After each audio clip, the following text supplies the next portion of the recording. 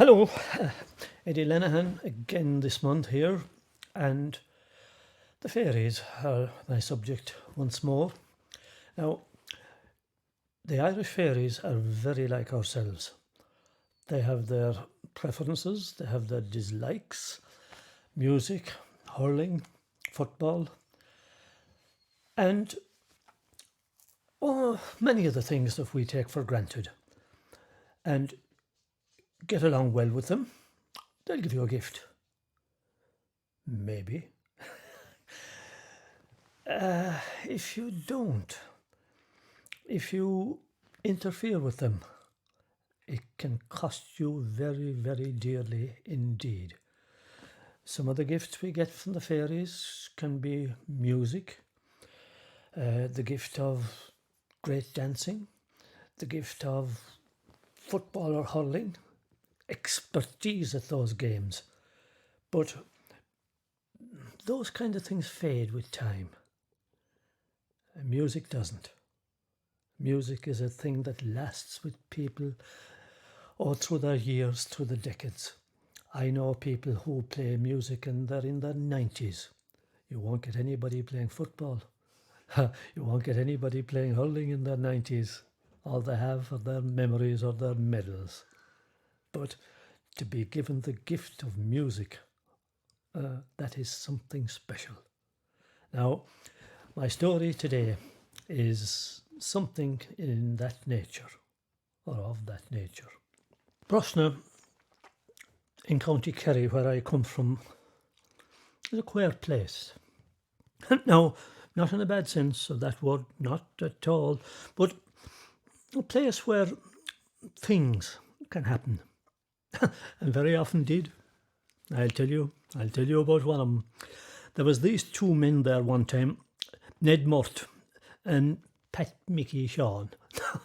There's often, you know yourself, very often strange names down in Kerry too. And we won't mention surnames now because their relations are there yet. And, well, these two men, God help the mark, the two of them, they were cruiteacháns. Now, anyone who has any little bit of Irish at all, they know what that was. Hunchbacks. And you see, that's the modern English word for it.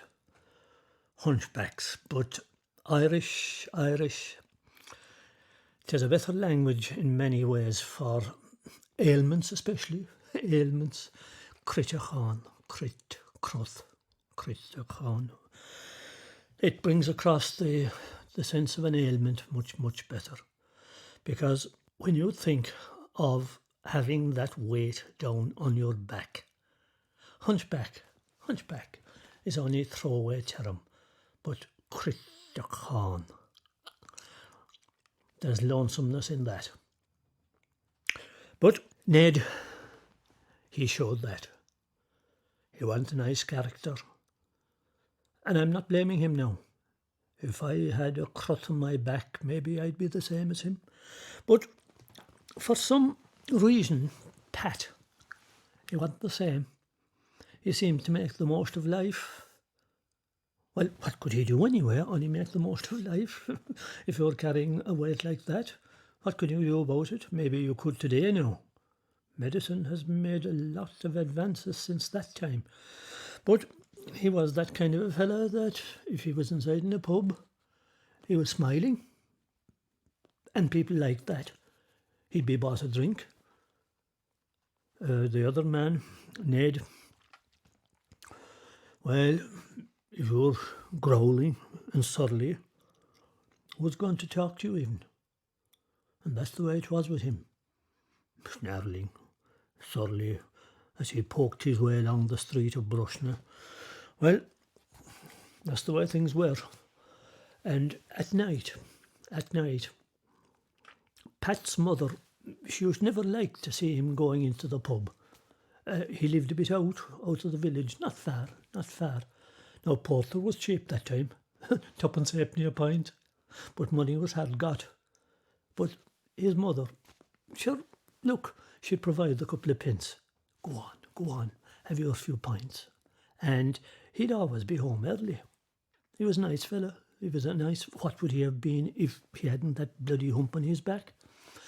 But anyway, this particular night, he was coming back. And after his couple of pints, staggering back with the bloody hump on his back and the weight of a couple of pints in him. But he was there and he... alone, now on his way between the village and house. He had to pass this fort, and the name of the fort, which is still there, it was called Lisnagana, the fort of the singing. Now, I don't think anybody ever heard singing in it. It was just an old fort covered with briars and bushes. But nobody ever interfered with it all the same, like most people don't interfere with forts to this very day. And as he passed it, an old gap in the field, there in front of him, it was a bright night, he saw standing in the road this small man. No, he wasn't small, tiny. He was about the size of a 3-year-old child. And the man held him up, and of course, Pat got a fright, naturally. And the man was about the same size as himself, because remember now, Pat was bent down, staggering along under the weight of the hump on his back, and he almost unbalanced himself. And the man says to him, "Hiya," he says, "Where are you going?" And Pat, of course, "I'm going home, sir." And then from the fort, he heard, "Deloon them heart, deloon them heart, doon them heart, deloon them heart, diddly dum, deloon them heart, diddly diddly dum." And the small fella stared at him, stared a cute kind of a stare. "Do you like our music, huh?" And Pat said nothing, only looking at him and looking in. "Deloon them heart, diddly diddly dum, deloon them heart, Have one thing to add to that, would you think? No, Pat was frightened enough, but all he said when he came around again, "Deloon them heart, stay Monday, Tuesday and Wednesday." Inside in the fort, immediately, silence. And these heads began to appear up from the bushes and the briars, and one of them a bit bigger than the rest, and a cloak around him. Now, it could have been red or purple, Pat couldn't tell, because remember, this was night time. And even though it was moonlight, it was hard to distinguish colours in the moonlight. He was a bit taller. Maybe he was the king of them, or the chief, I don't know what. And the small fella says, In, he wants you." And in they came, the two of them, Pat staggering. Now, all he wanted to do was I'd rather go home, sir, if we don't mind." Get in, he wants you." And in he went, and the crowd inside, staring at him now, and staring. Now, Pat was frightened. All he wanted, as I say, to go home. But the big fella inside, no, big among small, he beckoned him in. And he said, as soon as Pat was inside, and they all around him now, "Sing that again." Sing what, sir?" "Sing it again." "Oh, deloon dem heart, stay Kerry." "Sing it right." Now, when he saw that nobody was hurting him or interfering with him, and "Deloon dem heart, stay Kerry, Monday, Tuesday, and Wednesday," again. And as he sang it again and again, he got calmer and better. He wasn't a great singer, but he wasn't a bad singer. Nobody is a bad singer if they put their mind to it. Monday, Tuesday, and Wednesday. And eventually the man with the cloak said, "Right, lads, sing it." And around him the voices started, "Deloon them heart, stay Kerry." And you'd know they preferred the Irish. You'd know that, and they had good Irish. Kerry Irish, Munster Irish, the Lune Mart, the Lune Mart, the Lune Mart is the Kerry. They were delighted. Oh Lord, you would know, but they were delighted. They sang it like a choir. Huh? And eventually they stopped. And the man with the cloak said, right, down on your knees. Huh? Down on your knees. Down went Pat. Down. Down, and I down on my knees. Down. And down he went on his face and eyes. Now.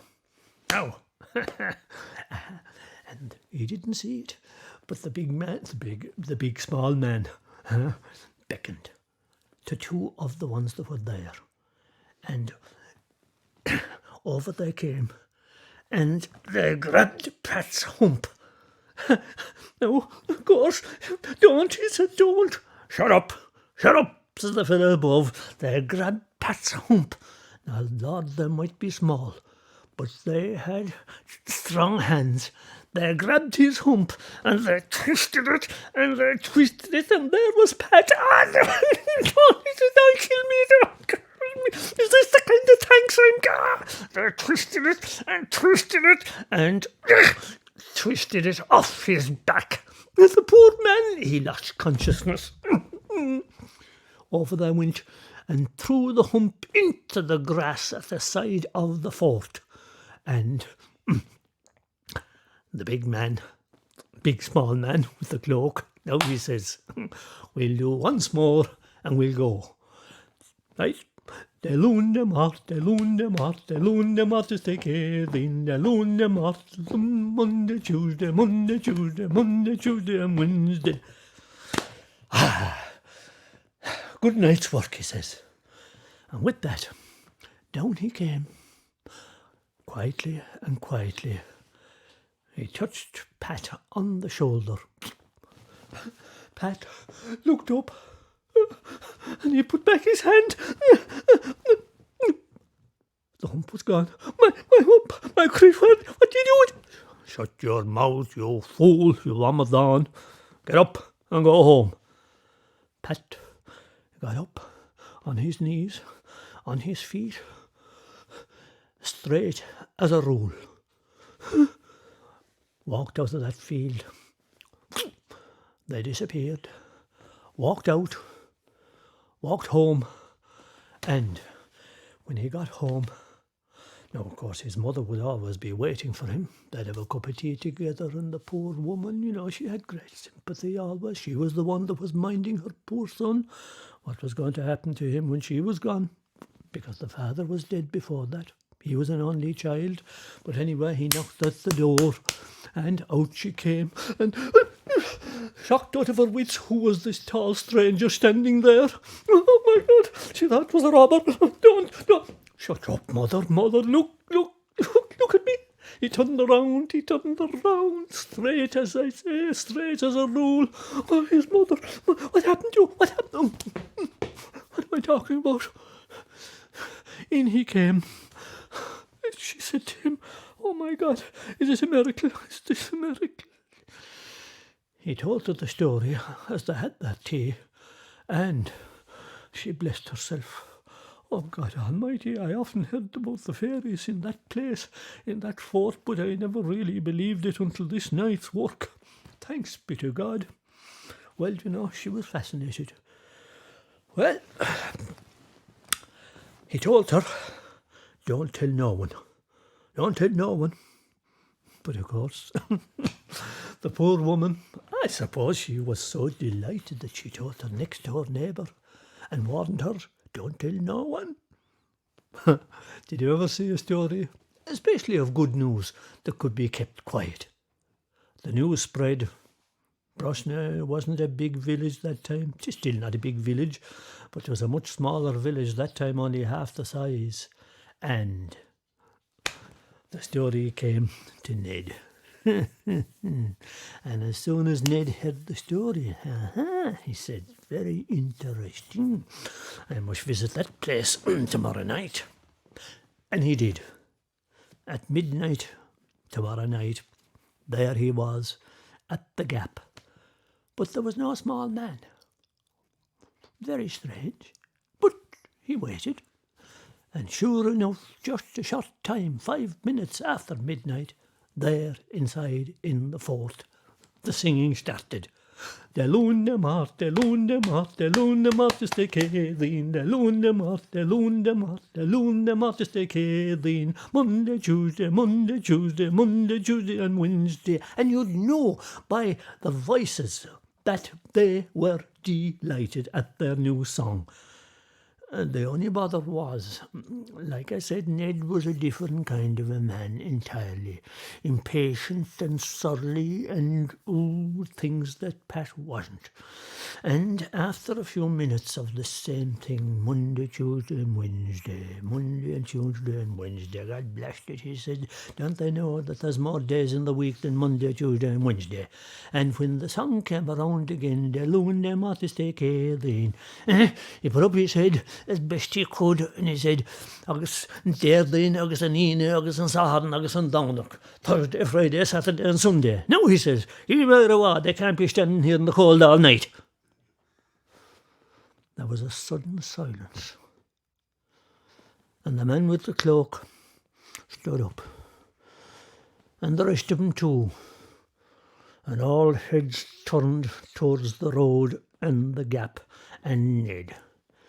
And the man with the cloak said, bring him in, and bring him in, and we have a reward for him. Bring him in. And Ned knew by the sound of his voice that, reward, I don't know about that. And he turned to run with the crit on his back. Well, running wasn't exactly what he did, except staggering. And of course, they were a bit faster than that. There was 4 of them out, like that. And they grabbed a hold of him, hands and legs, and they dragged him back in the gap, across the field, into the fort. They threw him down in front of the king, we'll call him, the man with the cloak. And the man with the cloak said to him, you have destroyed our night's entertainment, our new song that we only got short time ago. By the Lord, you'll pay for it. You will. Keep him there quiet. And one of them sat on that hand, another of them sat on that hand, one of them sat on that leg, another one of them sat on that leg, and he facing the ground. And the man with the cloak, he beckoned to 2 of them, the strongest of them, and over they came. And over to the grass where Pat's hump was.